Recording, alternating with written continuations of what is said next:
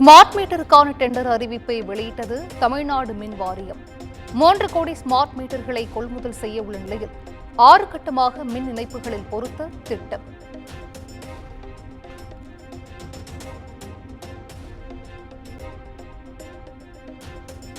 தமிழ்நாட்டின் கல்வி முறை சிறப்பாக உள்ளது. ஆனால் புதிய கல்விக் கொள்கை கல்வியை சீர்குலைக்கிறது. மாநில கல்விக் கொள்கையை மக்கள் விரும்புவதாக அமைச்சர் அன்பில் மகேஷ் கருத்து.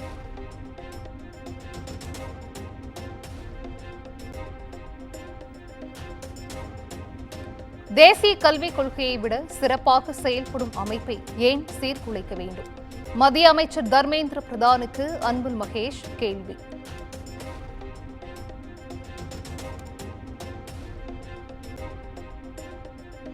திமுக எம்பிக்கள் எம்எல்ஏக்களின் குழந்தைகள் எந்த கல்விக் கொள்கையை படிக்கிறார்கள் என அண்ணாமலை கேள்வி.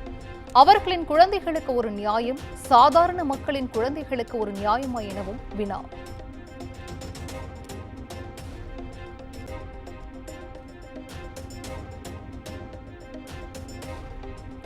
தமிழ்நாட்டில் 1,09,00,000 மாணவர்கள் மாநில பாடத்திட்டத்தில் பயில்வதாக அன்பில் மகேஷ் தகவல். ஆனால் சிபிஎஸ்இ பள்ளிகளில் 15 லட்சம் மாணவர்கள் மட்டுமே பயில்வதாகவும் தர்மேந்திர பிரதானுக்கு பதில்.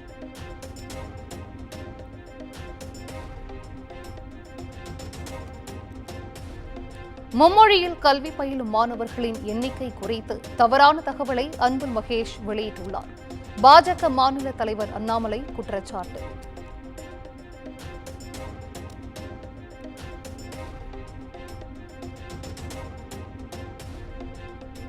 முதலமைச்சரின் களிமண் கையை வைத்துக் கொண்டு தமிழகத்தில் சட்டம் ஒழுங்கை கட்டுப்படுத்த முடியாது.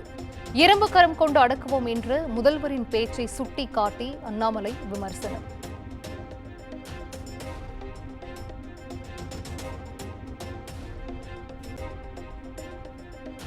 நாடாளுமன்றத்தில் திமுக எம்பிக்கள் ஓவர் பெர்ஃபார்மன்ஸ் செய்வதாக அண்ணாமலை விமர்சனம். அரசு பள்ளி மாணவர்கள் இதைதான் படிக்க வேண்டும் என கூற கனிமொழிக்கு என்ன உரிமை உள்ளது எனவும் கேள்வி.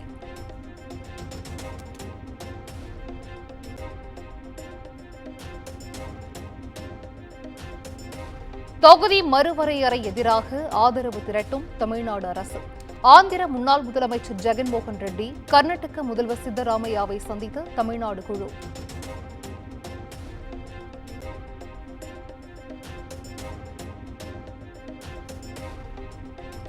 புதுச்சேரியில் உள்ள குடும்ப தலைவிகளுக்கு மாதந்தோறும் 2,500 ரூபாய் வழங்கப்படும். புதுச்சேரி சட்டப்பேரவையில் பட்ஜெட்டை தாக்கல் செய்து முதலமைச்சர் ரங்கசாமி அறிவிப்பு.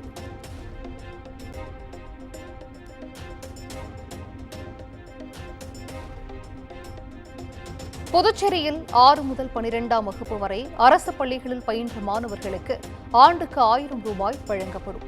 அரசு மற்றும் அனைத்து அரசு உதவி பெறும் பள்ளி மாணவர்களுக்கும் மாலை சிற்றுண்டி வழங்கப்படும் என ரங்கசாமி அறிவிப்பு.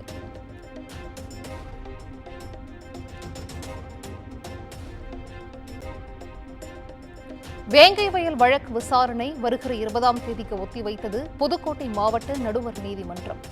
வழக்கில் குற்றம் சாட்டப்பட்டுள்ள 3 பேருக்கும் நீதிமன்றம் மூலம் சிபிசிஐடி போலீசார் குற்றப்பத்திரிகை நகலை வழங்கினர்.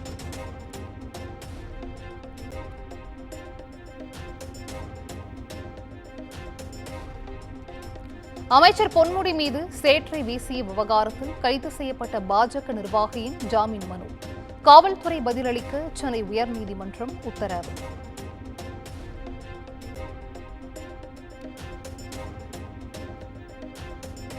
கோவையில் முன்னாள் அமைச்சர் எஸ்பி வேலுமணி வீட்டு திருமண நிகழ்ச்சி. அனுமதியின்றி பேனர் வைக்கப்பட்டதாக 4 பிரிவுகளின் கீழ் காவல்துறை வழக்கு.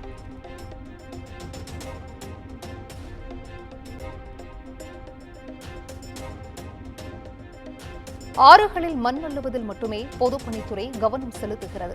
வைகை அணை தொடர்பான வழக்கில் உயர்நீதிமன்ற மதுரை கிளை காட்டம்.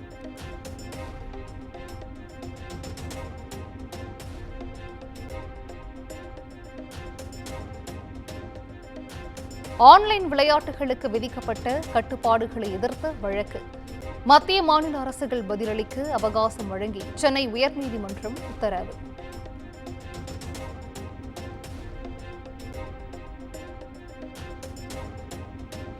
சென்னையில் நிதி நிறுவனங்களில் அமலாக்கத்துறையினர் சோதனை.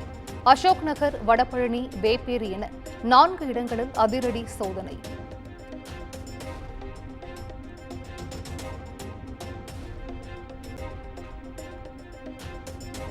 சென்னை மதுரவாயல் பகுதியில் வலி நிவாரண மாத்திரைகள் விற்பனை செய்த 2 கைது. 1800 வலி நிவாரண மாத்திரைகள் மற்றும் 10 சிரஞ்சுகளை பறிமுதல் செய்து விசாரணை.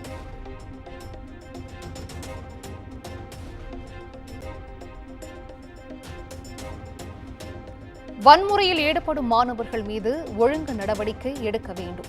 பச்சையப்பன் கல்லூரி நிர்வாகத்திற்கு காவல்துறை கடிதம்.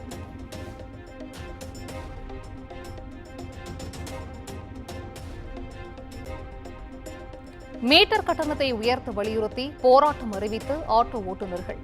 வரும் 19ஆம் தேதி நடைபெறும் போராட்டத்தால் 1,20,000 ஆட்டோக்கள் ஓடாது என தகவல்.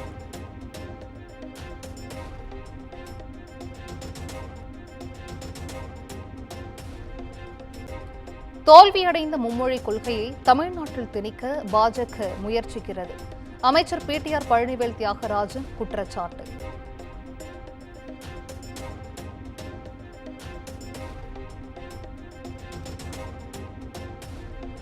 கோவை, நீலகிரி, தேனி உள்ளிட்ட 6 மாவட்டங்களில் இன்று கனமழைக்கு வாய்ப்பு. சென்னையில் மிதமான மழை பெய்யும் எனவும் வானிலை மையம் தகவல்.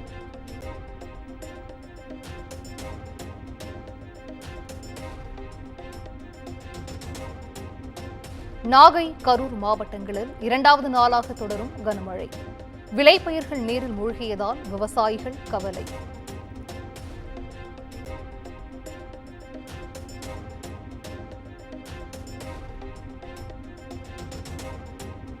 ஹோலி பண்டிகை கொண்டாட சொந்த ஊருக்கு புறப்பட்ட வட மாநில தொழிலாளர்கள். வட மாநிலங்களுக்கு செல்லும் ரயில்களில் அலைமோதும் கூட்டம்.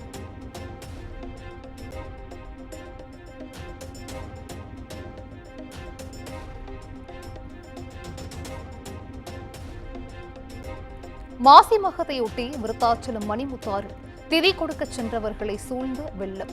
வெள்ளத்தில் சிக்கிக் கொண்ட மக்களுக்கு உதவிய காவலருக்கு குவியும் பாராட்டு.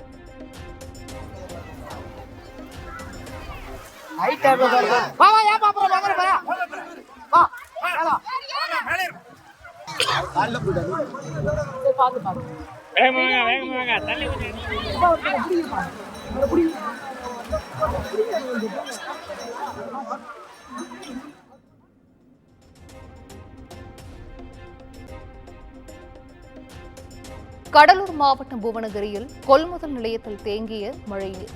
5000க்கும் அதிகமான நெல் மூட்டைகள் சேதமடைந்ததால் விவசாயிகள் வேதனை.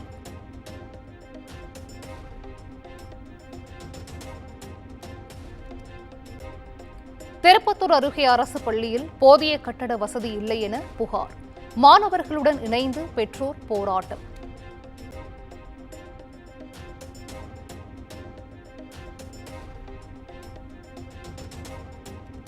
விழுப்புரம் செஞ்சி அருகே நெல் மூட்டையுடன் கிணற்றில் கவிழ்ந்த லாரி. 600 நெல் மூட்டைகள் நீரில் மூழ்கி வீணானது.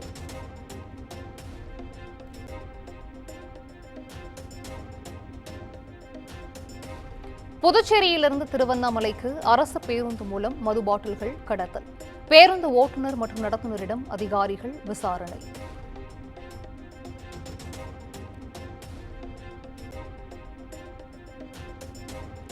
முதுமலை வனப்பகுதியில் காட்டு யானையை இடையூறு செய்த சுற்றுலா பயணிகள். ஆக்ரோஷத்துடன் துரத்திய யானையிடமிருந்து நூலிலையில் உயிர் தப்பிய சுற்றுலா பயணிகள்.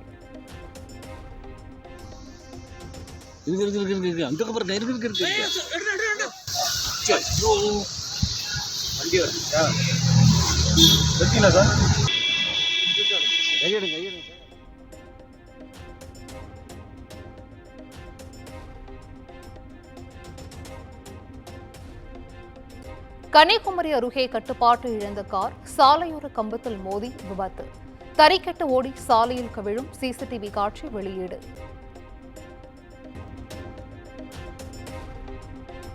மொரிஷியஸ் நாட்டின் 57வது சுதந்திர தின விழாவில் சிறப்பு விருந்தினராக பிரதமர் மோடி பங்கேற்பு. கொட்டும் மழையில் நடந்த ராணுவ அணிவகுப்பு மற்றும் வீரர்களின் சாகசங்களை கண்டு மெய் சிலிர்த்தார்.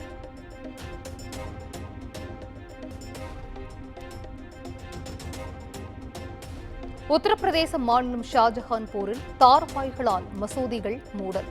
ஹோலி பண்டிகையை ஒட்டி போலீசார் முன்னெச்சரிக்கை நடவடிக்கை.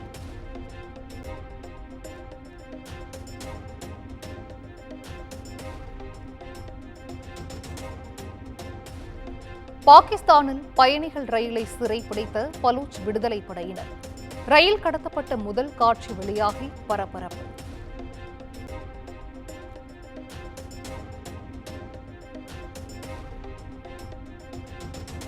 தாய்லாந்து மியான்மரில் சைபர் கிரைம் மோசடியில் ஈடுபட வைத்த மர்ம கும்பலிடம் ஏராளமான இந்தியர்கள் மீட்பு. கடந்த 2 நாட்களில் 549 இந்தியர்கள் விமானங்கள் மூலம் இந்தியா வருகை.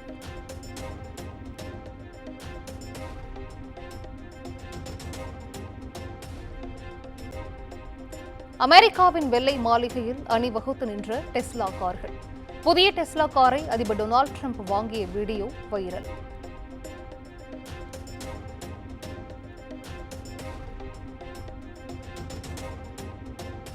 ஏர்டெல்லை தொடர்ந்து ஜியோ நிறுவனமும் ஸ்டார்லிங்க் நிறுவனத்துடன் ஒப்பந்தம். வாடிக்கையாளர்களுக்கு ஸ்டார்லிங்க் செயற்கைக்கோள் மூலம் அதிவேக இணைய சேவை வழங்க திட்டம்.